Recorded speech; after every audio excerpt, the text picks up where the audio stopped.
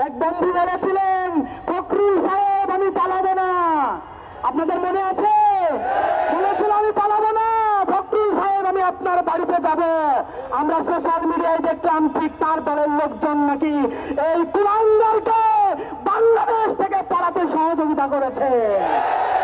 একটা দলের মহাসচিব কতটুকু কাণ্ডজ্ঞানহীন হলে, একটা দলের মহাসচিব কতটুকু নির্দয় হলে দিয়ে তার শহীদের রক্তের দূর দাঁড়িয়ে এই বক্তব্য দেয় যে খুনি হাসিনা সহ আওয়ামী লীগের যত মামলা আছে সেই মামলা নাকি প্রত্যাহার করে নেবে।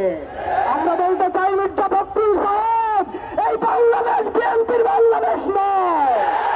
এই বাংলাদেশ এই ঠাকুরগাঁও থেকে উঠেছে মির্জা ফখরুল সাহেবের বাংলাদেশ নয়, বরং এই বাংলাদেশ সে সকল শহীদ যোদ্ধা যারা শহীদ হয়েছে, যারা রক্ত দিয়েছে, যে মা সন্তান হারিয়েছে, যে বাবা সন্তান হারিয়েছে, যে সাথী তার খেলার সাথীকে হারিয়েছে, এই বাংলাদেশ তাদের বাংলাদেশ।